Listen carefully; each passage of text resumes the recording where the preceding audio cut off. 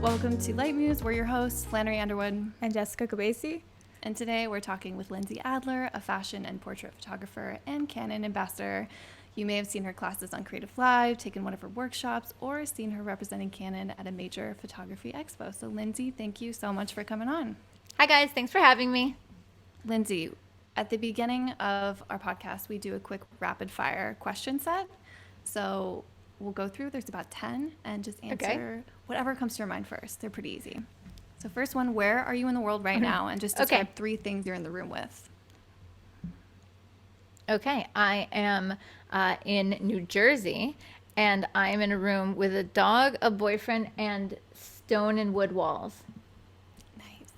And what's the most common question you get asked, and what's the answer? Most common question I get asked would be, what do you recommend for a photographer just starting out? And my answer is usually that you should shoot as much as possible and then eventually find what you're most passionate about and specialize in that and make yourself the expert. And right now, what is your go-to camera setup? My go-to camera setup right now is a camera that none of you guys have yet because it's super secret and I can't tell you. We love secrets. we love a good secret camera setup. Usually we'll go before that one because I can't say that one yet. I usually shoot with a Canon 5D Mark IV and the EOS R when I'm on location, and most often I'm shooting with a 24-105 lens. That's my most flexible one. And would you describe yourself as an introvert or an extrovert? Oh man, I ride the line right in between those two because I get energy from other creatives, but at the same time, I don't always need to be the center of attention, and I need my alone time. My boyfriend's looking over as I'm saying that, going, "That's totally not true." What does he think you are? Am I an introvert or an extrovert, Chris? You're mostly an extrovert. Mostly an extrovert, he says. The first one. But mostly. I think you have certain introvert characteristics. I have introvert characteristics, he says. Only to appease me. To appease him. He says I have introvert characteristics to appease. So you mean that I leave you alone sometimes? Yeah. Yeah, I mean, not go out and do things. Yeah. Totally. Depends. That's so funny. I feel like that's mainly switched. Majority of people we've had on, even though we think they're extroverts, are like, "Oh, I'm super introvert." We're like, really? It's so shocking. We'll put it this way. The reason I think I'm in between is there's some people that I'm like, oh my gosh, that person is a lot. You know, and I pictured them as the extrovert. So I'm like, oh, I'm not that. But maybe I am that. I don't know. You're a good middle. I think I'm a middle. Nice. Okay. What's one thing most people wouldn't or don't know about you? That most people don't know that I grew up on a farm. And that even though I live in New York and, a lot of times I'm dressing up for my videos, I love hiking and being outdoors. As long as at the end of the night I'm in a hotel or a bed because I hate camping. It's the worst. And where is the most interesting place you've traveled through your work? I shot and traveled in Dubai. And it's not that the Dubai itself was the most interesting, but where I shot was awesome. I shot out in these huge sand dunes. Literally red sand dunes, hundreds of feet high. And when we shot in the morning, it was freezing cold. I was all bundled up. And then by 10 o'clock in the morning, the sand was so hot I couldn't step on it. So it was just it was very exotic. Wow. We had a camel come up to us in the middle of the shoot. Like a wild exotic. Camel? No, apparently they all belong to people, but they can let them kind of free roam. Oh, wow. They have a leash. The guy's like, come here, come back, Jack. It's time to eat. And I forget if it was which direction it was, but they're like, oh, that one's okay. They're nice. But the other gender, I don't know if it was male or female, will bite your head off. And we're like, oh my God. Okay, good. Great. That's good to know. Amazing. It was cool though. So were the dunes actually a red color or were they more like a sandy? It was like red orange. It was stunning. And what was really cool is when we drove, we had these 4x4 exhibitions or whatever, and we drive out to the edge of the sand. They'd let the tires out, and then you just drive into an abyss of nothing. It's sand for as far as you can see. You're like, how do you guys know where you're going? And you just see sand dunes way out in the distance. It definitely made me feel like an adventurer. I feel like my anxiety would the open expansiveness, everything, it would either be a really good thing or like I would panic. And being with drivers, you have no idea if they're abducting you. You're like, oh, okay, just take me out in the desert, sure. Great. It worked out. Okay, It was fine. next question. Which app are you spending most of your time on right now? Definitely Instagram, because I use it not just to share my work, but I really use it for inspiration. I'm trying to keep a constant flow of good quality visuals in my life. And what does success mean to you?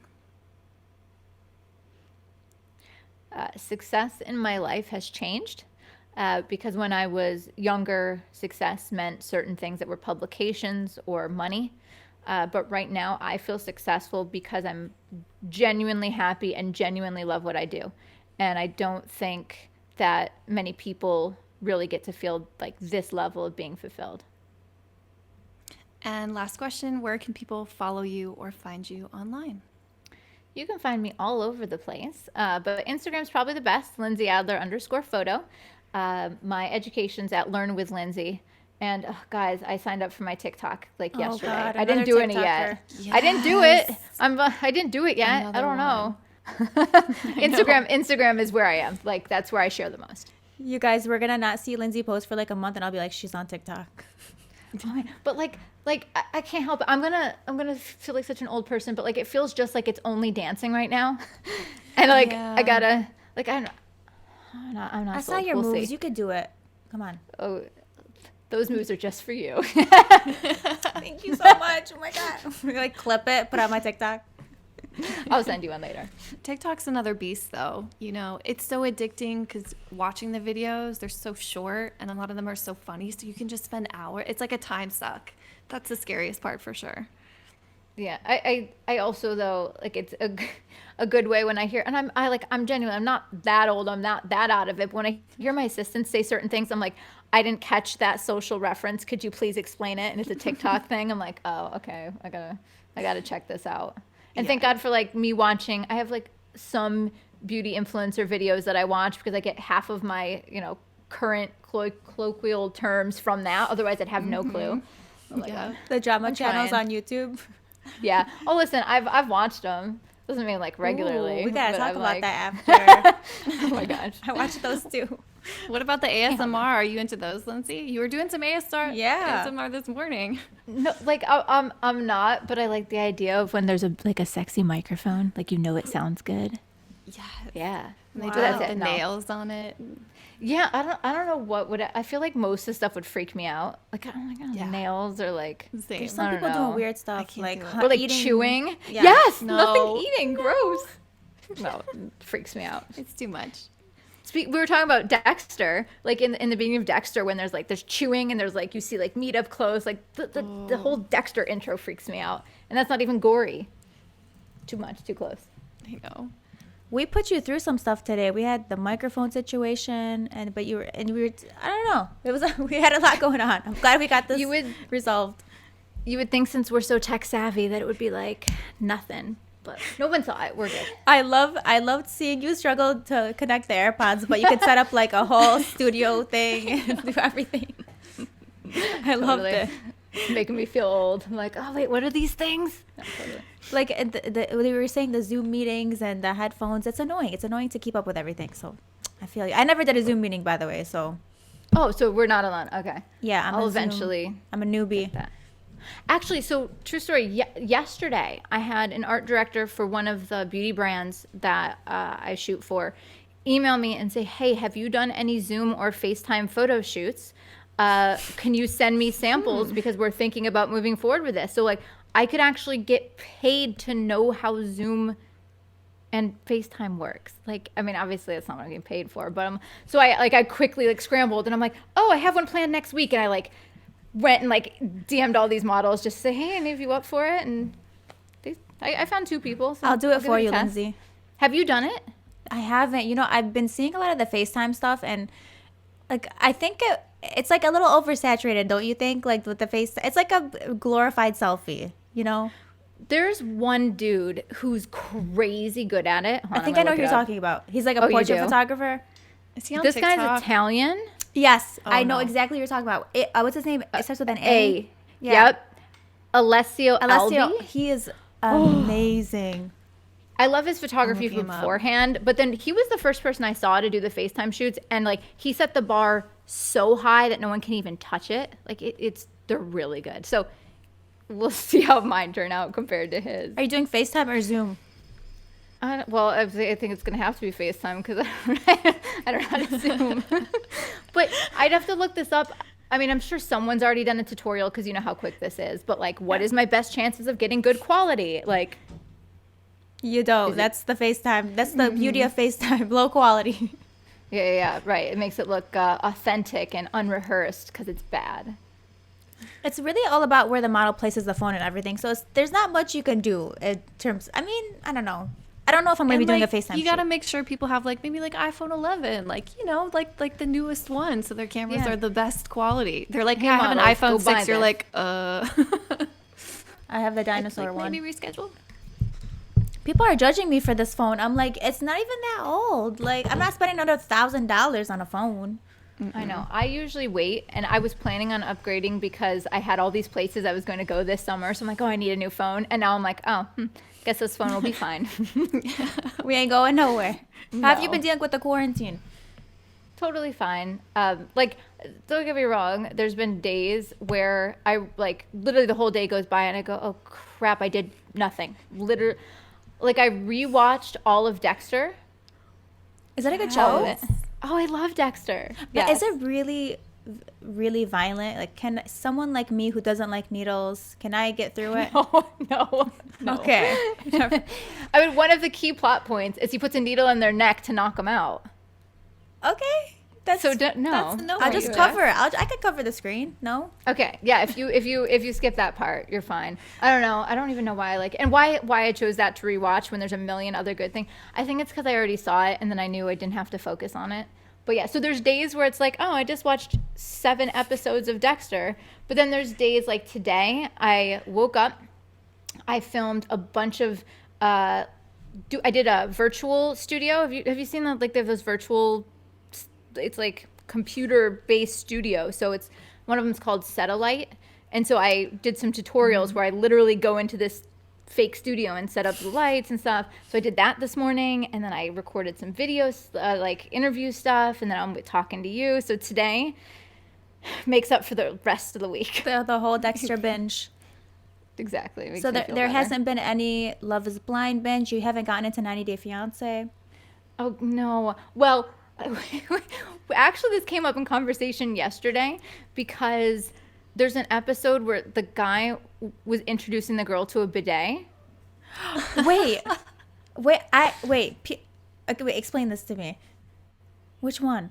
Like in 90 Day Fiance, the girl had never seen one. I don't know. It was like this was like a clip online that like popped up in my feed. And long story short is we went all in. We bought a bidet over here. So They inspired you guys? highly recommend.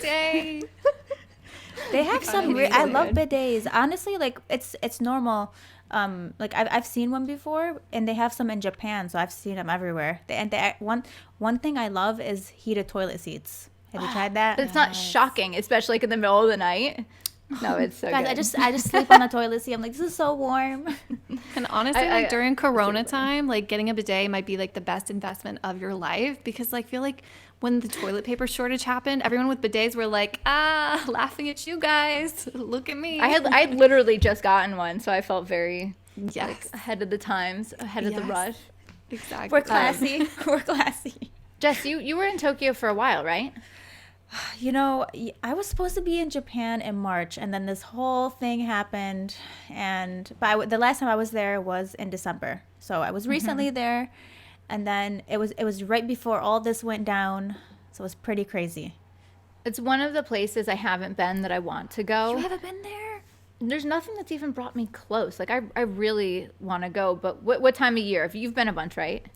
Yeah, and Flannery's actually come with me for a trip or two. I think that we would recommend. I think what Flannery, March, April. I think is a really good time. We went at the height of cherry blossom season, which was totally unfair, and we got there at the perfect time where everything was blooming. It's so and nice. it was perfect, and everyone was telling us like, this year is the best year. Last year they all got knocked down because of the rain, so I think we just lucked out. But spring was definitely magical. I've been there during Halloween too, which was also really fun. They go way harder than we do here, which is surprising. I mean, I know, like stereotypically, I feel like I would have thought, like anime and dress up and things like that, but I wouldn't have thought Halloween. Right? No, I know. they do. I went and I was like, I don't need to bring like a costume. Everyone was dressed up. I was like the one person. Dude, they dress up even when it's not Halloween. I love it. So The Lolita and Harajuku. You need to go. You need to go. Sounds beautiful. Especially as a photographer, nighttime photography there. Even if you're the type of photographer like you don't like shooting at night, no, in Japan it becomes like your new favorite thing in the world. Sounds fantastic. We gotta go. All We right. gotta plan a when trip. this is all over. this is all over. Post-corona. Japan Totally. trip. Okay, great. This is our reward. You were telling us earlier about a story about what was it? I have like the worst memory ever. Flannery, help me out here. What? The story. Model. Wait, The model that didn't want the photos. Okay, yeah. So That part. you were talking about a model that when you showed him pictures in the back of your camera, he didn't want to see them. Yeah, well, I was saying it's super weird because we're talking about our process and shooting, and I always show the models the photos because I want to like reassure them, hey, it looks good, or show them if something needs to be improved or whatever it may be. And there's this one guy, super striking, amazing cheekbones, like gorgeous, and I got really excited. And he was like, no, I don't like to intrude on the photographer's process. I don't want to see. You direct me, you guide me. I just want to be in it with you. And I was like, it was so intense because when I shoot, like I'm friendly and I'm bubbly and I'm back and forth. And this guy was like so serious. It freaked me out. I was like, okay, so I hope you like it. He's like, back away. I don't want to see these images. Even though he's probably looking in the mirror at the same thing. Like you're looking in the mirror, got it. This, no, not the same. It's not the same. But I've never had that happen before. Like all the models usually want to see, unless they're like, I don't know how often you get this. Periodically, I get the models that are totally disinterested, so they look only just to look to make sure they're not looking horrible, but they don't really care. Like, let me check my lipstick. Most girls care. Yeah, most girls care. But then there's the occasional who just can't be bothered. They're like, okay, at least I don't look horrible. I feel like that would be me true. because I'm like really awkward in pictures, but I can't imagine a model not wanting to see the pictures in the back of the camera. Because don't you want to see how it's turning out? Have you ever had a model who looked at it and was like, oh, I don't like these? I mean, I've probably had a model that like critiqued like, oh, I don't like this bump in my nose or something, like I like the other angle or whatever. Oh, okay. But I don't think I've ever had one that said they didn't like the photos. Oh my gosh, that would be scary. And then it would, oh my God, no, you got me freaked out. That would be the worst I've never had that nightmare. happen. Even somebody who, when you show people pictures and they don't, like, you're really excited, but they don't really say much. And you're just like, okay, like, you're hoping one picture will catch their eye, but they're like, yeah, okay. And you're like, did I not do a good job? So kind of sometimes gets to me. I'm like, I could have done better. Some people just don't have any personality to give. Like sometimes there's blank slate. True. So when you do show photos, are you tethering and you're showing them like a larger version, or are you showing the back of your camera? I shoot in the studio a ton. Like that, most of the time I'm in the studio. It's just in New York, it can be quite a hassle to shoot on New York City streets, and our weather is terrible. So besides that, I also like the control of the studio. I'm kind of a control freak. So when I'm in the studio, I'm always tethering, and it's hooked up. Oh wait, I do remember a time now where a model didn't like it. That reminded me. Okay, so there's this girl. She was actually one of the winners of America's Next Top Model. Okay, okay. I won't say which girl. And it was tethered, and she was wearing a silk dress. And I took a shot of her, and it was a light test, and she saw it. But the way she was standing, her stomach was sticking out. And she goes, oh, dear Lord, am I going to look pregnant in every shot? And I was like, I was like mortified. So I just stared at her, made eye contact, and I turned the screen away from her. It was like so dramatic. Oh, I forgot that one.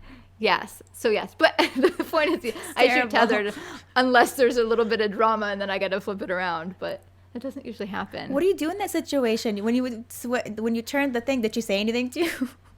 Oh, it was so no. So I don't think she liked her makeup. And this was years ago. This was probably like, I don't know, 7 years ago. That also like narrows down who it is. Okay? 7 years ago, whatever. I don't think she liked her makeup because it was colorful color blocking. And like, you got to feel confident to like pull that off. And she wasn't. So I think she was just like moody. And I shot as quick as I could to get her out of there. Like, if it wasn't for a client, it was for an editorial. So if someone doesn't want to be there, like, there's only so far you can try to pick up their personality and make them happy. You definitely get that vibe, but when you're shooting and a model who, no matter what, is super happy and confident, you can definitely feel that energy, and it kind of fuels you as a photographer. Like when the model is so happy to be there and is happy with whatever outfit, makeup, it makes me as a photographer want to work even harder. I'm like, wow, she's like really into this. And it doesn't matter how gorgeous a girl is and how much I love the shots. If she were difficult, she'll never get hired on any of my commercial work. Like it doesn't matter how amazing she looked. I'm not going to recommend her for a paid job. And I feel like the good ones know that. Most of the time, the ones that are higher up the rung, like more established, most of the time they have great personality because they know what is needed to get along in the industry. So what do you do in a situation where you do have a model that's difficult to work with? Because I've been in this situation. And for me, I did something like you. I was just like, let's get this over with pretty quickly. I like didn't even do 2 outfits. I was like, let's just do 1 and finish this up because it doesn't seem like she really is like vibing and doesn't really seem like she wants to be here. So what kind of advice would you give to somebody in the situation? All right. So I actually have like a process that I go through. First, if the person doesn't seem to have a good attitude, I'll talk to my makeup artist. And I'll say like, hey, see if you can warm her up, you know. And that's one of the reasons, if you meet any of my makeup artists, they have really warm personalities because they're the first line. Like they're the first person that they're really interacting with, and they set the tone for the shoot. So we try that. And then if the person persists to have a bad mood, like a bad attitude, I'll come over and say, hey, so I'm just getting a vibe that you're not happy. Is there anything I could do to make this better? Because then I put it on them. Like I'm saying, like, listen, I'm here to give 100%. Tell me what to do. And most of the time they'll be like, oh, I'm sorry. You know, I had a fight with my boyfriend, or like, oh, you know, I'm not feeling well. And then I'll say, okay, well, what can I get you? And then, you know, once in a while they're just going to be difficult and I shoot as quickly as can and push them out, you know. You can't please everybody. There's a lot of models with such different personalities, and it's hard to, you know, you have to adapt to different personalities as a photographer. Totally. Every model is different. I will say that like 95% of the time, the models are a joy to work with. 95% of the time. Oh, like, I definitely agree. I mean, maybe it's like TV shows or something, but I don't know why people would think they're difficult. Like they're not. They're happy to be there and create, and yeah, I love it. What do you think the etiquette should be between photographers and models? Because for me, I think there always needs to be like consent, like asking if they can move a piece of hair. And a lot of the time, it's something the model can do on her own. 1,000%. I never touch my model pretty much ever, first of all. What if I need something changed, the first thing I do is ask her, like, hey, can you fix your strap? Can you whatever? And then if it's something that's bigger, I'll ask a hairstylist or makeup artist. But like, I don't. Maybe if there's like a hair I want really specifically placed, I'll come up and be like, hey, do you mind? I just really want to carefully place it. And then they'll be like, oh, sure, no problem. Like, it's got to be that. I don't know. If you need to touch your model to direct, then you don't know how to direct. I couldn't have said it better. As a woman in this space, that you've had to overcome more obstacles, or that it's also an asset for you to be such an incredible photographer doing amazing work, to have a known name? Do you think that has become an asset for you, or do you think you just had to overcome so much more than a male photographer in your position?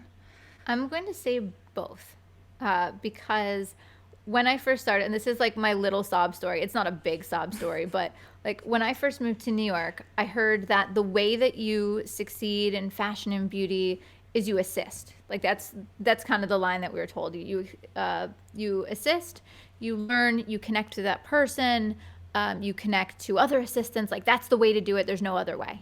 And when I first got to New York, I felt kind of crushed because some of the first like 3 people that I reached out to were male photographers. There weren't many female photographers. And for one reason or another, the 3 guys rejected me because I was a woman. The first guy said that his wife wouldn't allow him to have female assistants. So I'm not sure if that was his problem or her problem, but I was like, okay, that's not a great marriage, but okay, cool. So I moved on to the next person. The next guy told me that he needed assistants that were strong and could lift gear, so he only hired male assistants. He told you that? Flat out told that to me. Wow. And like, listen, I might not be strong now, but I was totally respectably strong then, okay? That's so sexist. That's so crazy to me. Wow. You are strong, Lindsay. Listen, I'm out here in the country during all of this, and I've been lifting rocks, so I'm getting like getting my muscles back, getting buff. Yeah, and then the third guy just made a comment about I don't know exactly how he worded it, but it was something like I don't want to say community, but like his team had a bond, and it was guys. Like you kind of implied that like there's not really room for you. I'm so surprised they told you those things. Well, straight up. Me too. The first 2, they were just like, nope, my wife says no, and I was like, what? At least lie or something. Make up something like, hey, my cat doesn't, get along with you. Totally. And so, long story short, then I kind of like stomped my feet and was a little bit moody about it. And so I was like, fine, I guess I'm not going to be able to assist. I guess I'm going to have to do this on my own. So I definitely think there's opportunities I missed, both because of what was said to me, but also how I handled it. I didn't necessarily persevere and continue to assist, although I turned out fine. Like, it's fine. But nowadays, I definitely think that there are opportunities for being a woman that is helpful. And a lot of times I'm working on all female teams. The hairstylist, the makeup artist, the wardrobe stylist, like a lot of times it's all women. And now, I've been in New York for over 10 years. In the beginning, I was seeing very few art directors that were women. Now, a lot of times the art directors and the producers, like it's good. It feels like there's more opportunities to connect because there's more diversity in general, not just gender, but overall. I love the story of how you took something that could have prevented you from even starting photography, because a lot of photographers would be in that situation and be like, okay, I guess I'm not getting anywhere, and that's it. That's the end of the story. But for you, you use that as fuel and your motivation to say, okay, well, if this person doesn't want me to help me, I'm going to do it by myself. Would you say that's kind of how your story started? Like that's how it was like a catalyst for your photography? I think I'm one of those lucky people that in my life, there was lots of things I wasn't sure about, like certain things I wasn't confident about. I mean, I think we all have that. But one thing I always felt certain of was photography. Like, and not to be all melodramatic about it, but my self-esteem has always been linked to being a photographer. Like, I started shooting when I was 12, and I was good at it. And then I obviously got better and better. And so it always felt like something that I was improving in and achieving. And so when I felt rejected, I felt like they made a mistake. It was their loss. Mm-hmm. And other things in life, I wouldn't have felt that way, for sure. It's just photography was the thing that it had existed consistently through in my entire adult life when everything else had changed. And it still did. So that's why I love it so much. It is me. And it's Did you go to school my for joy photography? Is. I did. And I'm not going to hate on my school, but I will say to those of you out there, like, it's not necessary to go to school. Mm-hmm. But I say it's important for those of you who need the guidance.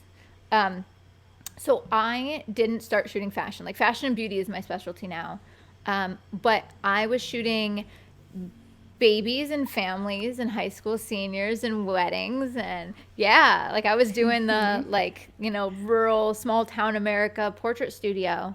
And when I went to college, that's where I discovered what I wanted to do. And that's why it was so important to me, is because they made us do everything. I did photojournalism and I shot product, and like I had, you had all those assignments, which I would have never have done. And I didn't think I would like fashion and beauty because I've never been like a fashionista. It's not like, oh yes, that Givenchy, blah, blah, like it's not that. That's not what fuels me. So I assumed I didn't like fashion photography. And then I saw it and I'm like, oh, that's what it's supposed to be.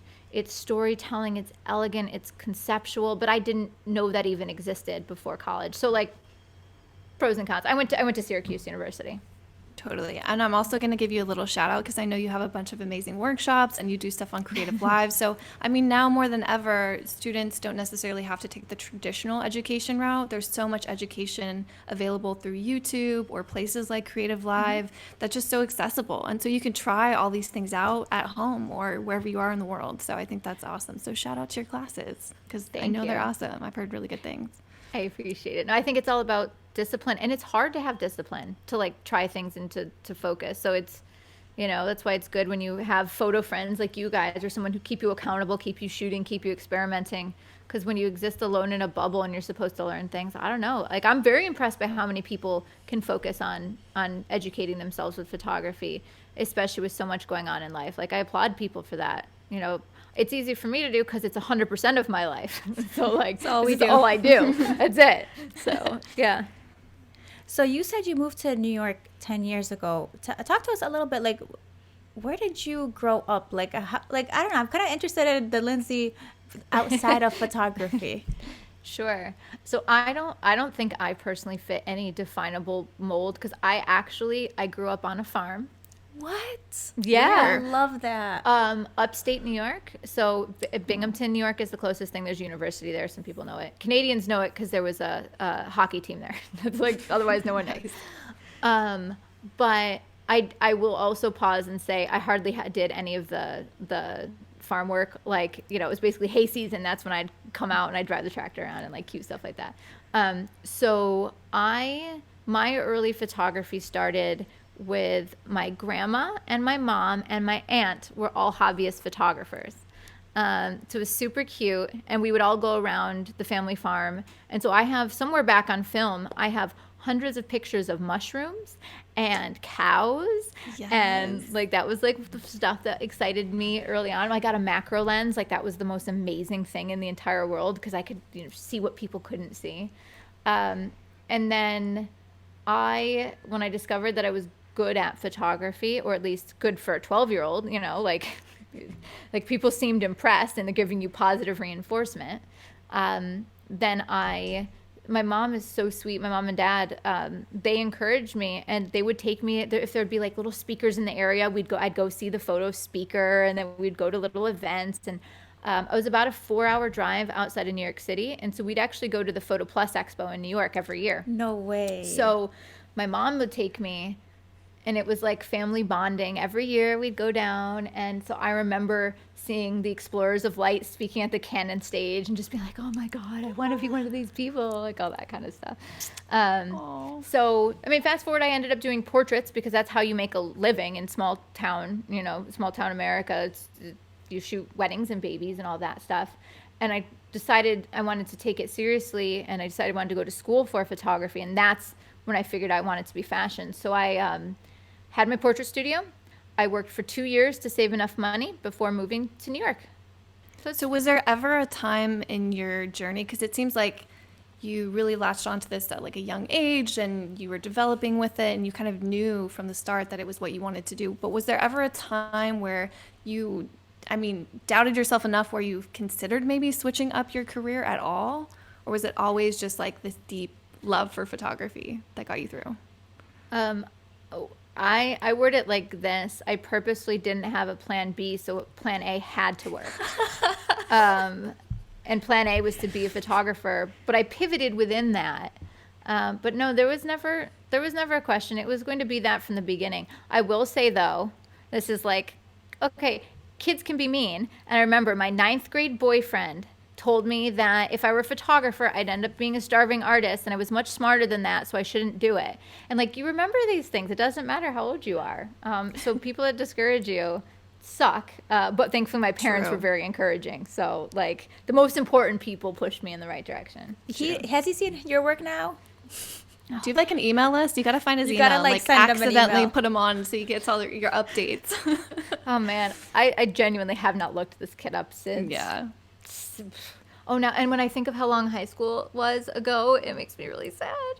So wait, so you mentioned that you have like younger assistants. So if someone wanted to be an assistant for you, like how would they go about doing that? And how do you find your assistants? Good question. So originally, I actually got all of my assistants from photo schools.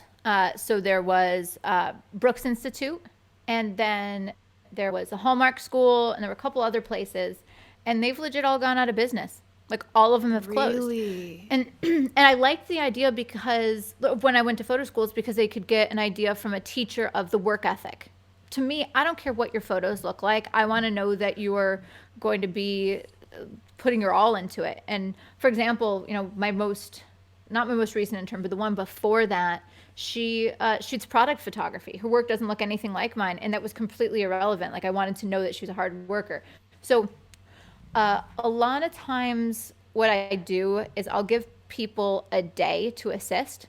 If they're in New York or if they're coming to visit, or like a day to lend a hand. And I know from that first day if they would be a good fit for me based on personality and work ethic. It doesn't matter if they don't know what they're doing or what light goes where. I can tell how attentive they're being, if they're watching how I'm working or the assistants. And then usually from there, I can decide if I want to offer them an internship opportunity. Do you have multiple assistants that you're rotating through? And then, you know, obviously as an assistant, you can't keep that job forever. It's like a stepping stone into something else.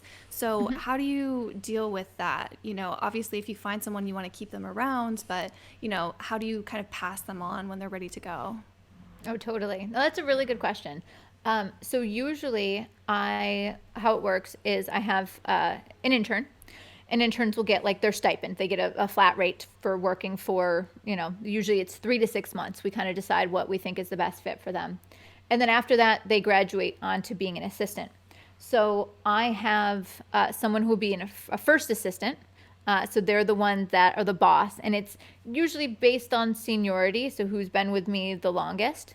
And then the second person, the second slot, I just rotate between my assistants, like who have I hired recently. Maybe this person has another job, so they're busy. That's great. I want to encourage them to have other work, but I know this person hasn't worked in a while, so I try to help them out. You know, it's hard to say what's the right amount of time, because there used to be a rule that was somewhere like 5 years, like 3 to 5 years before you'd step out on your own. And a lot of people try to do it earlier, and it's not that it's bad to try to go on your own earlier, but a lot of times people need that time to grow and to build their portfolios and to experiment. So I have some assistants that are already working, and you know, they only assisted for 1.5 years, and I have others that have been with me for a very long time and like the assisting world, and they like seeing the behind the scenes of other photo shoots and learning. And sure, they do their own stuff, but they still like helping other people. So can that be a full-time job for someone to be like a first assistant?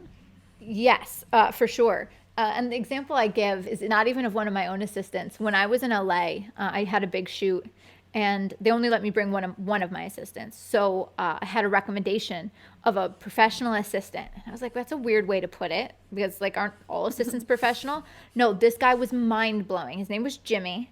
He showed up where he had a bag filled with tools. He had his gaff tape, but he had all this grip, like anything you'd need to set up. He had like a tool belt on. He had gloves. Like that dude was on it, and he was more expensive, but I would hire him like in a heartbeat. So there's some people that when you're at that level, you can get paid like $750 a day to assist. $750. Yeah, like that exists.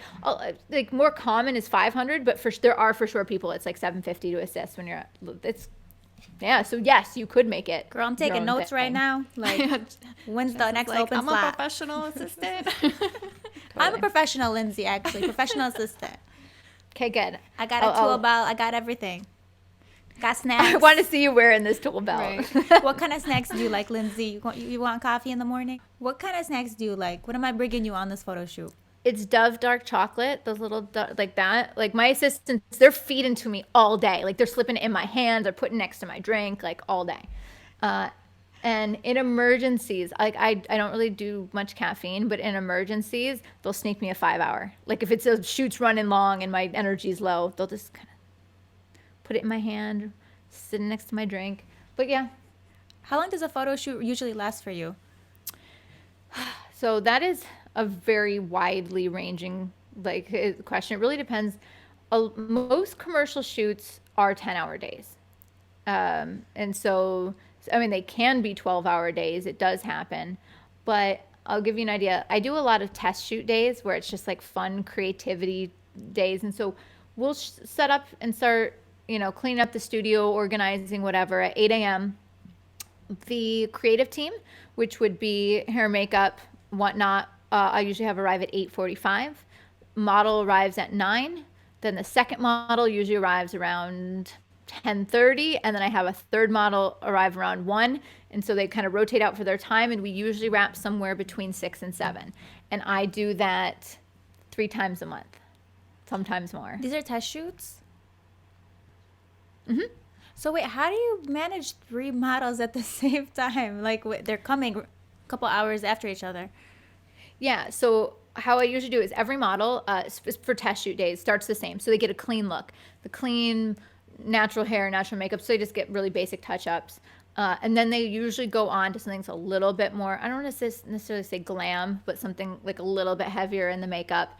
And then we end with something avant-garde. And so while I'm shooting the clean, the girl goes into the creative, and then I shoot the clean. And so they rotate throughout. And I, on a given test shoot day, like I crank it out. I get at least 16 images that are like solid, willing to post on social, not ashamed of them, like good quality stuff. Wait, for each model, 16 images for each model? No, total. For like good images. For the models, I usually give them between 6 and 8. And who for a shoot? And who, like, a lot of people have questions of like, are you paying the models? Are you paying makeup and hair? Mm-hmm. Or if it's a collaboration, is it just like trade for print? How does that usually work for you? Yeah, so for any of these test shoot days, it is purely collaboration. Nobody gets paid. I pay for lunch and snacks. That's usually what it's involved. But that's why what I try to do for the makeup artist is how I think of it is the models, they always need those clean shots because it's showing them as like the canvas without anything crazy or avant-garde. So we start with a clean shot for them and their agents. Then for the makeup artist and myself, when I say glam, I mean more like commercially applicable. We do a shot that is sellable. Like we know we could put in our books and pitch to a beauty client or fashion brand or whatever it may be. And then the third shot, that avant-garde shot, is usually something wacky for the makeup artist, just something fun they wanted to play around with. So I make sure I check the boxes that everyone's happy. And the models usually get, like I said, maybe about six images per model. So at the end of the day, there's between 16 and 20 like final shots. So what about wardrobe? Do you have a stylist that you work with? Because Jess and I have talked a lot about this. We as photographers on test shoots are responsible for providing that. But if you don't have a stylist, then it can get quite expensive buying, clothing or trying to pull it from somewhere. So how do you do that? Yeah. Nobody knows, you guys. Listen, I think literally every photographer in New York buys returns from Zara. Like it is Zara. The employees are listening. Sorry, like, Zara. Don't let them return. Lindsay, I honestly, heard if the Zara podcast. was smart, Zara should do like a collaboration program with photographers where it's on some sort of like pull basis because they get so many returns anyways. It's like they should just have like almost like an affiliate program. It would be so popular. No, I agree. Like anytime that I see in Zara at the return line, there's somebody with a stack like taller than them that they're returning. I'm like, oh, that's totally a stylist for sure. So a lot of times because I shoot beauty, like one of the reasons I originally started gravitating towards beauty is because I didn't have to worry about excessive styling because it was just another headache. Like if styling didn't come together, then I would feel like it'd hold me back from shooting. So I do a lot of DIY stuff. Like I'll make headpieces or I'll, base it on makeup. But I have 2 wardrobe stylists that I shoot with regularly. And those 2 wardrobe stylists, what we usually will do is, because it's such an effort to pull, like to go out and to get the clothing, is we'll usually shoot a couple days in a row. So they can do like one big pull and one big return. And if anyone doesn't know, pull is when they go to the designer or they go to a showroom which represents the designers. They'll go in and say, hey, you know, this is the type of imagery that we want to create. And then the people in charge, whether it's the designer or the showroom, tell them what they can take. So yeah, we'll shoot like 2 or 3 days in a row where they just pull a ton of stuff so that it's one big effort rather than them having to run around for like little miscellaneous thing. Also, some stylists have a kit. So they'll have some like key dresses that they keep and some headpieces and gloves and that kind of stuff. Like even for me as a photographer, I probably have 20 pieces of kit clothing. Like it's the standard black jumpsuit, the standard black tank top, like just standard clothing that, you know, most of these models are sample size, so they can, you know, they all kind of fit into it. Have you ever been in a situation where the stylist shows up and brings in clothes that you don't necessarily like, or the makeup artist does a look that you're kind of not loving? Like, what do you do in that situation? Because it's kind of awkward. Oh my God. No, for sure. The answer is definitely yes, which is, I think this is why sometimes it's hard for other people to break into industry as far as makeup artists or hairstylists or wardrobe stylists, because you find a team that they know what you want. And so that's why sometimes it's less enticing to try new people, because you're like, oh, what happens if they do something I don't like? I don't want to run into that awkwardness. Like I worked with this wardrobe stylist last year for an editorial. She's like, I've got this amazing pull for a magazine. You know, the shoot fell through. And so she showed up with the clothing and it was awful. And I'm standing there and she's looking at it and like, I'm just like, oh God, like, what am I going to do? So I never worked with that person again. So there's that, like you just, but what did you do? plow Did you through still it. put the clothes on the model? Yeah, I put most of it in shadow with like a slice of light. You can't see, all the clothes are like dark and shadow. You just can't even see the Oh my clothes. God. Like that was bad. But for the makeup artist, what I do is I'll usually take a couple of shots and then go, I don't know. I feel like XYZ isn't working. What do you think? And so I like try to say it gently and I'll shoot like a couple frames. If it was just horrible, heinous, like it just never worked, I usually still retouch one shot for them, but like it'll never see the light of day in my portfolio or social. Not getting posted on Instagram. No. Listen, we've all done it. I've been in so many situations myself, and I know other photographers can relate just listening to this. I know everyone's thinking of a certain time where they had, again, a stylist or makeup artist, and the look is not what you envisioned at all. Mm-hmm. So what is your advice? Do you still go through with the shoot? Do you say something to them? If it's early enough on, because I try not to micromanage, because I want to see maybe what they're doing with the makeup, like they're going to go a different direction and I don't know yet. So I try to give them a little leeway, but I also want to catch it before there's the point of no return. It's a balance. I mean, that's why trying to create a mood board and be as specific as possible with what you're actually looking for inspiration is the best approach. But on my test shoot days, I can be more flexible, because if it's one bad look, it doesn't matter. But if it's an editorial, I do have to say something because it'll ruin the whole shoot. Like if it's all based on one theme and the first couple shots are bad, like I'm not going to let it carry through the whole thing. It might not get in the magazine if I do that. So I will speak up. So when it comes to magazines, do you pitch an idea to them? How does it work with, like imagine somebody who's new to the field is listening to this and they want tips because they want to be in a magazine. Like, what would you say to that person? Sure. There's a couple different approaches. I'll give you the I have no connections approach and the I have connections approach. Okay. Great. Perfect. The I have no connections approach. I literally just finished this up. I have a guide that's free. It's called Get Published. You can search for it. That has 80 magazines that take submissions. Totally free. And it's all over the place. Some of them are going to be more natural. Some of them are going to be a little more avant-garde. Some of them are geared more towards sustainability, and they only want things that have to do with sustainable fashion designers. So my tip number one is, when you are planning a shoot for a magazine, you have to know what your idea is, and therefore what magazine it would suit, and then do the research on that magazine. So I'll look at it. Are they shooting mostly natural light? Are they featuring designers? Like are they huge name designers you've heard of or not? Are they if you're not seeing H&M written anywhere, then you better not be trying to put an H&M in there. They're going to run it. Like, you have to realize it's the style of that publication as well as the type of designers that they have in the magazine.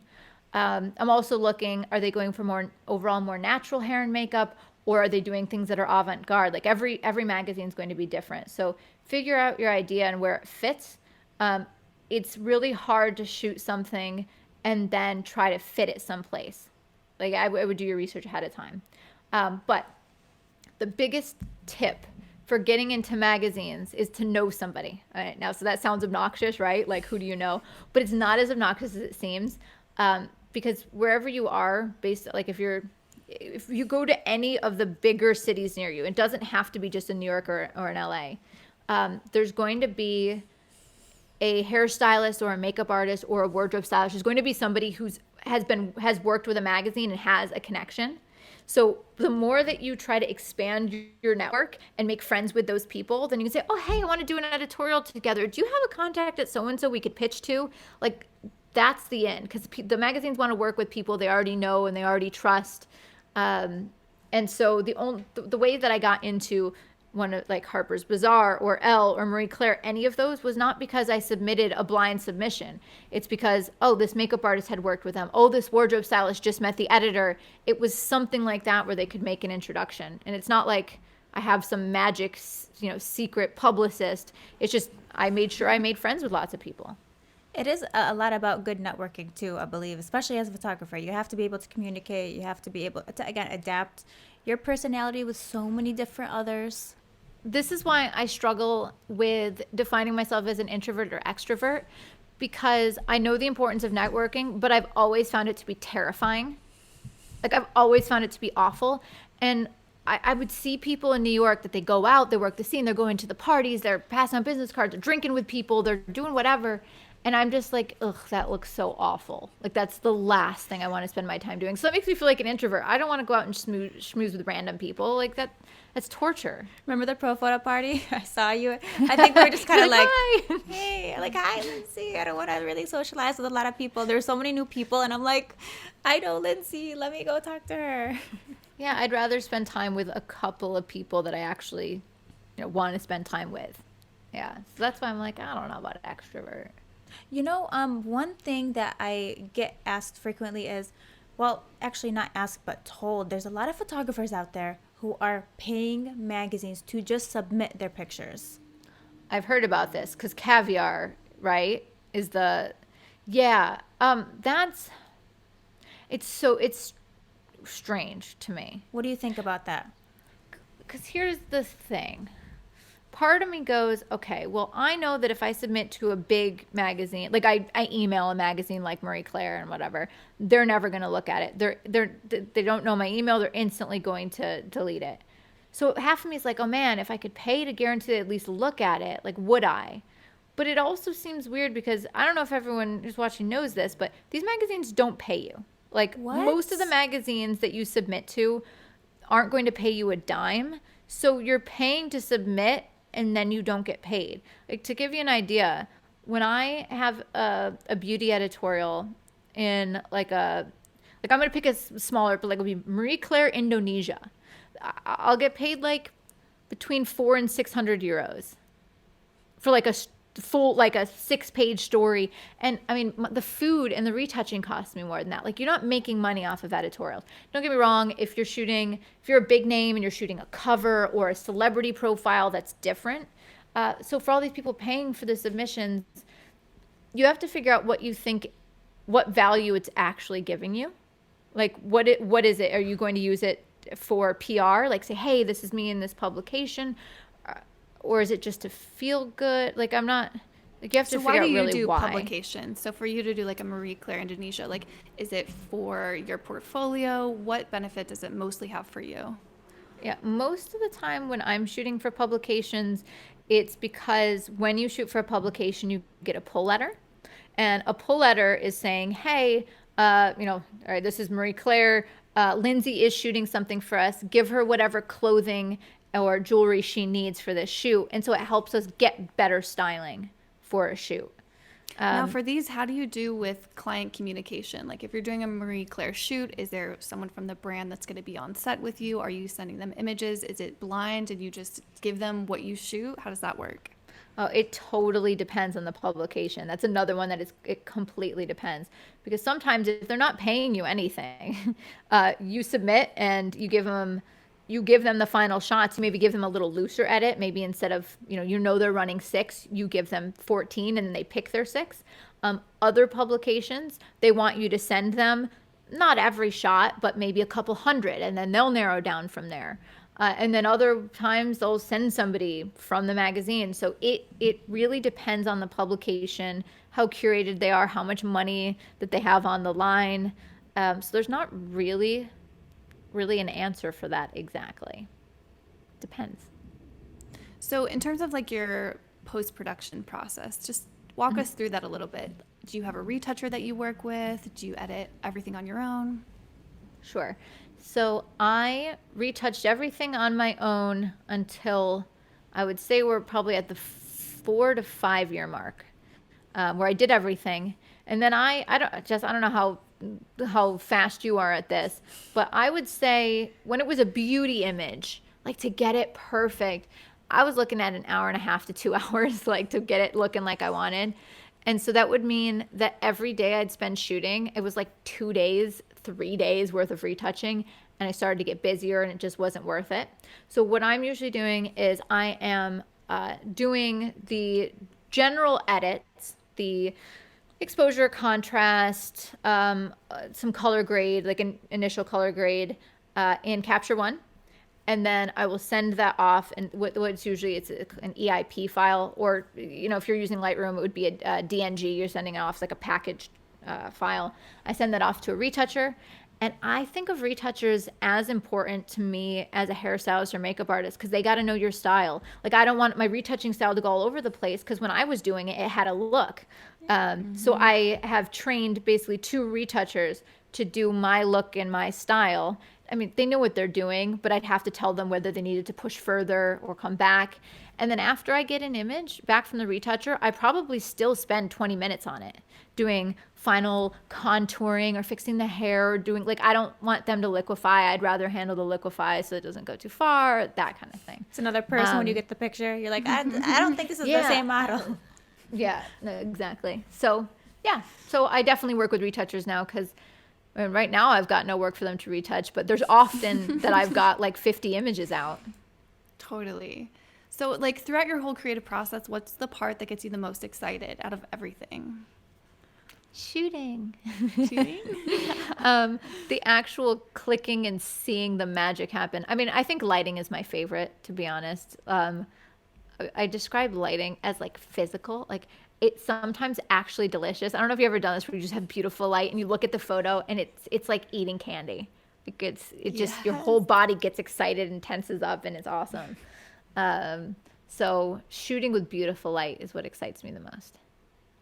And you do a lot of creative studio lighting. I went to remember, and it was the Canon Hawaii event. You had like there was like different sections of they had photo setups. Your setup was my favorite. You had the gels and the flowers. It was so much fun to shoot. So I definitely understand like why that it is fun. And I love the fact that you introduce things like flowers. You use the gels. You kind of create like a set almost. And it doesn't seem like it's in studio. There's so much creativity added to it. Like what inspired you to do that?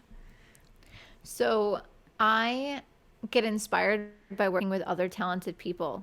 Like there's some photographers that are amazing that are like, they can do everything. They can style, they can do the hair and makeup, they can do everything, but that's not me.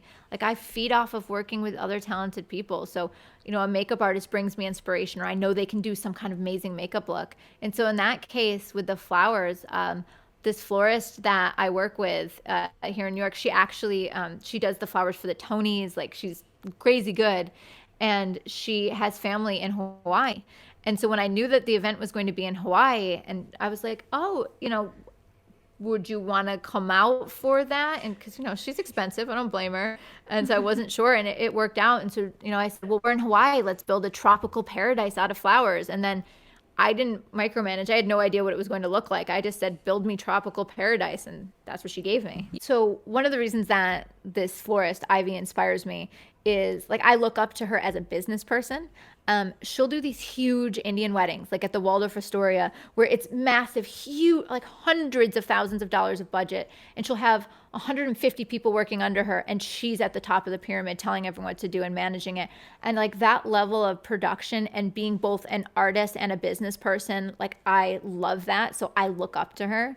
And so like those are the people that I admire, the people that are business minded, creative, and kind. It's like that trifecta is what I love. I feel like you just described yourself, to be honest with you. I'm being serious. Like when and the thing is, you are very well known in the photography community and very well respected, for a good reason. You represent Canon. You've done so many shows with them. I've seen you on stage, but still you're so humble. You're so approachable. Like I remember, I will never forget one of my friends, actually, he's like one of your biggest fans. He's friends with me, and he came up to me during it was the WPPI Expo, and he was saying how he ran into you and telling me the story of how like he just asked you about like helping him with something, and he told me you sat down on this couch with him and helped him you were talking to him for like 25 minutes. He's like, I didn't even expect her to like talk to me for that long, but she was giving me so much advice, and I showed her my work, and I'm like, that's who she is. Like there's not a lot of photographers who would do that. Like you literally sat on the couch with him and like we're helping him. I love that about you, that you're so humble, and you have this amazing platform. Like I don't know, I love it. I love that about you. No, you're super sweet. I don't know, I think I feel like there's more photographers nowadays that would, because I feel like we don't hide our secrets. I feel like maybe in the past people were like, oh, there wasn't YouTube and there weren't tutorials, so like, oh, I'm not going to help you because then you'll know my secret. But my theory is the more that I share my secrets, the more I better get better, because other people are going to catch up to me, so it makes me push. But I also think I had encouraging parents and from the beginning, and I was attending classes, and like I was lucky enough to figure out what I wanted to do. But what happens if you figured out what you wanted to do 2 years ago, nobody supports you, and you want to make a go at this? Like there's a ton of people who are like that. So if I can help that person, that feels awesome. You do help a lot of people. Pretty powerful. You're on stage, for the expos. Talk to us a little bit about being an explorer of light with Canon. How did that come about? Because that was your dream when you were younger. It was. It totally was. I remember saying like, I want to do that. I want to be that someday. And I think I was maybe 20 or 22, and I approached the guy at the time that was the head of the Explorers, and I said, no, I'm not saying I'm there yet, I'm not, but I would love to know how someone becomes an explorer. And the guy was rude and he was like, we come to you, so just go do your thing, and if we're interested, we come to you. And I'm like, that's not really what I was asking, but okay. So fast forward is I started teaching like in I don't know, I was like maybe 23, 24, not because I knew everything, but it was because Lightroom was new. And so I started by teaching at my local photo club. Like it's a group of all people like 50 plus, but more like 60 plus. And I was like teaching them how to do basic Lightroom and Bridge and like file management when we all switched over to digital and stuff. And so I always thought in the beginning, if, these people had, it was so cute. My little old photo club, like these people came to my graduation party. They bought me like gifts. And I had like little camera earrings from like it was so cute. But anyway, so these people, they'd helped me grow and encourage me. And so I was like, oh, well, let me teach them something that they don't necessarily know. And so I started teaching something that no one was an expert on, right? Like it was a new software and a new technology. And so I realized how rewarding that was. And so then my teaching just kept kind of growing because I enjoyed that so much. So they ended up approaching you, right, Canon? Yeah. So I, for a while, started teaching at miscellaneous conferences. I worked with several different brands. I worked with Sigma. And eventually, the guy that was rude to me originally got fired / retired. I don't know. And I literally got a call like it was less than a month later after that guy was gone. So I was like, Whoa. good. They heard what he did and they're like, let's fire him. No, yeah. But also, I was one of the, like, they had hardly any women, any female EOLs at all. And now they're doing a much better job, and they brought on a lot of female talent, whether they're EOLs or just represented by Canon, because I think Canon realizes how important female voices are now. So the reason I love working with Canon is because when they hire me to teach things, they aren't telling me, hey, Lindsay, you need to show them why this camera is the best and why they have to buy this lens. And they never say anything like that. They want me to help people be better at what they do. Sometimes they'll hire me to teach business, which has no mention of Canon at all. Sometimes I'll be teaching lighting, which is not necessarily camera heavy, because they genuinely they said, do whatever's best for the community, and being associated with, educators that want the best for the community. That's what we want. Like, that's what we want to get out of it. So it's like, they're a great brand to work with. I definitely agree about, having more female voices, because for some time I always felt like there was a lack of like inclusivity, not even just females, but just like, different ethnicities too, especially with the camera brands. There's still a problem. Yeah. Oh yeah, sure. I definitely agree. Girl, I know we should start our own thing. We should just like invite some people. Well, and I have conversations with brands about this, is because they'll say, we want to be associated with the best of the best, but because there's not enough representation of whether it's women or certain races at the top, then some of those people aren't aiming to be educators. And so I regularly push the agenda of trying to encourage brands to work with diversity and not just for the sake of diversity, but because it's important to growing the communities as a whole. I think it's getting better, but that doesn't mean that it's fixed. It's not. I know, slowly but surely. It's nice to see you up on the stage, though. I love seeing like strong, independent female photographers, just going out there and doing their thing and teaching. Like, how do you feel going up on stage? Do you ever get nervous? Like, there's a lot of people watching you. I don't get nervous at all anymore. I used to when I first started, and I remember like there were certain tics that I used to have. I don't know if you have anything like this when you're nervous, but like mine would be like I'd scratch my thighs. Like, so I'd be like getting ready to go on stage and I'm sitting there all nervous and like freaked out. Now I don't have anything, because whenever I go to these conferences, I don't have a hostile environment. The people that I'm speaking to are there because they want to see me speak and they want to encourage me and they want to learn. So I'm talking to people that I can see as friends. Like, it's not scary. Like, no one's going to, also, there used to be, it was always guys. I'm not on a guy hating rampage. It's nothing like that, but that would in the beginning always challenge me. Like, they would try to pick apart certain things I would say to say, well, whether it was wrong or try to whatever. But I found that when I spoke confidently enough up on the stage, it went away. So like, they would like interrupt you on stage? They would ask questions that were purposely meant to try to undermine something I said. Or be like super technical when like clearly I simplified things for the sake of educating everybody, but they're trying to ask to see if I didn't know something, which I did, like that kind of stuff. Also, it's okay not to know everything as long as you're not portraying yourself as being an expert on something and then being full of crap, and misguiding people. Yeah, but they don't do that anymore. Ooh, I love this. Lindsay's like, don't try me. No, for real though. I'm going to be that one person in the crowd next year. I'm going to be like, Lindsay, can you describe all the F stuff? I just make up something. And you're going to be like, Jessica, security, get her out of here. Security. Oh man, wait, true story. So I had a stalker once. I'm sure you've had one. But what was the weirdest thing about mine is it was a woman. Really? And she was super crazy, and she would go to the events. She went to like, it was short-lived. Like, this was very short that this happened. It was like maybe over a 4-month time period, maybe 6 months, where she would show up and then she'd come up to me and like next to me when I'm talking to somebody and then start twirling my hair.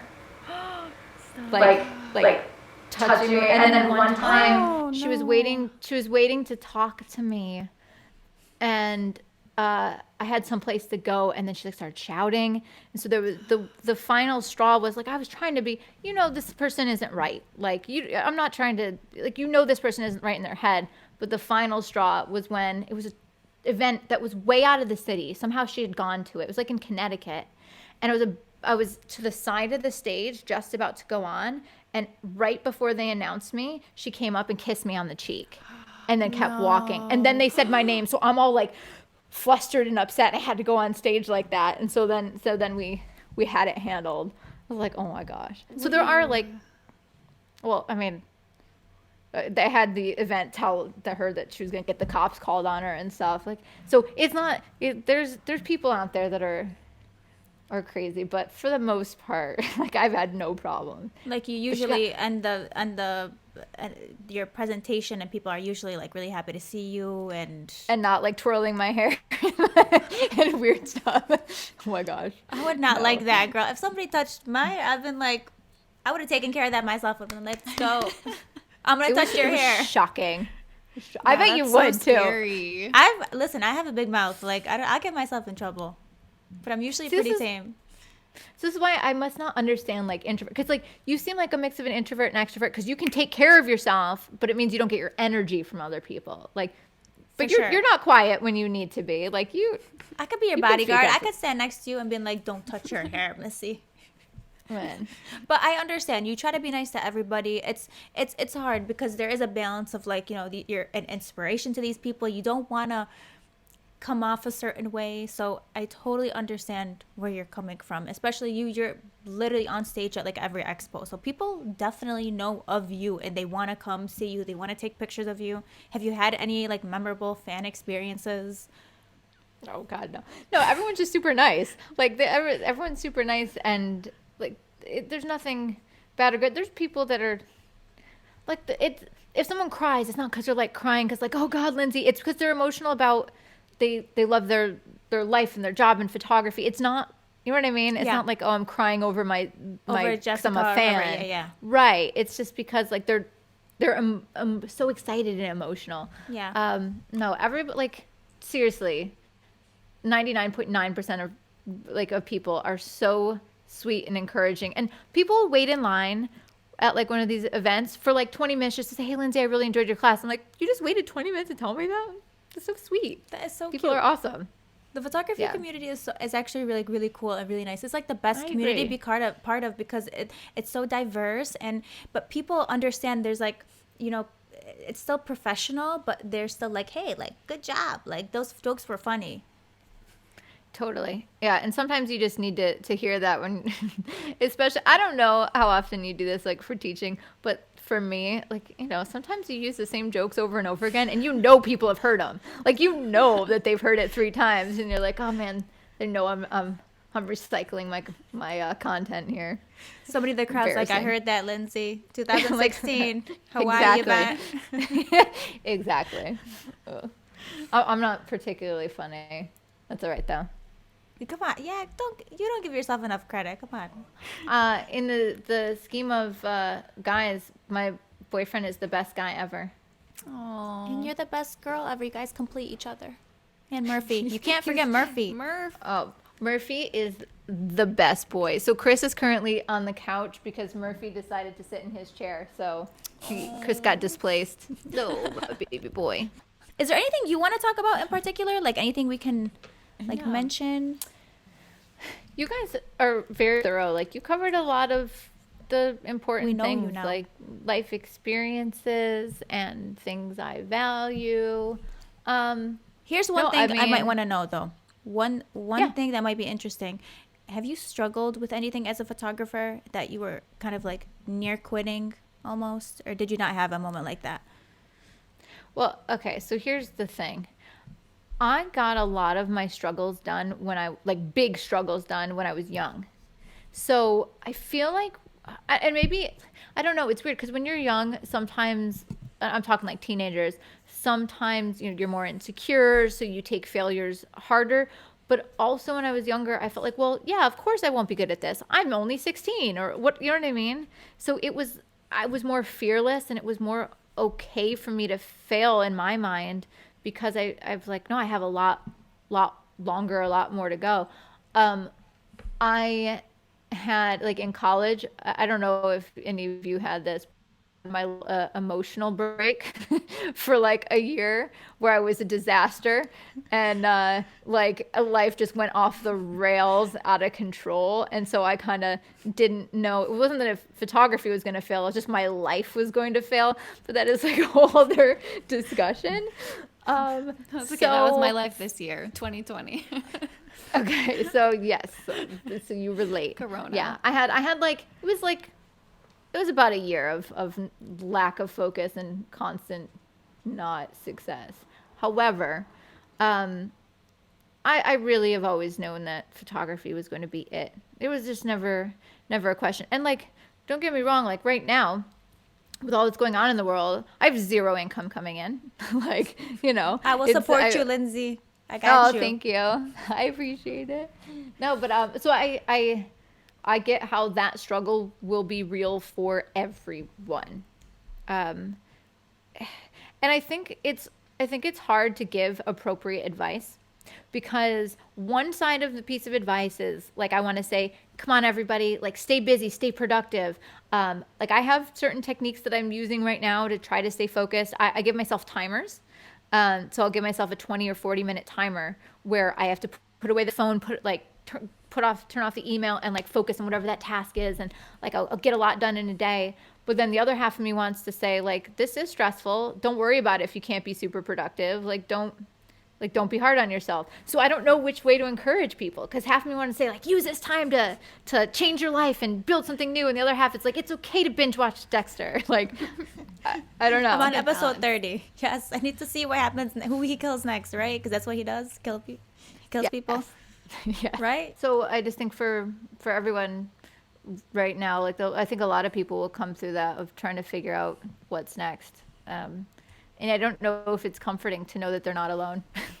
Sometimes it makes you feel better, and sometimes it's like, I mean, this is my life and my struggle. So I hope that because we have such a warm and encouraging photo community, like we just said, it at least builds a sense of solidarity. So are we going to be seeing any TikToks soon? And where can we find you on TikTok? Is it Lindsay Adler Photo? Oh gosh, I probably Lindsay Adler _. I literally signed up yesterday. Yesterday. I'm about to search right now. Maybe Hold 2 on. days. Yeah. Lindsay Adler. There's nothing up there.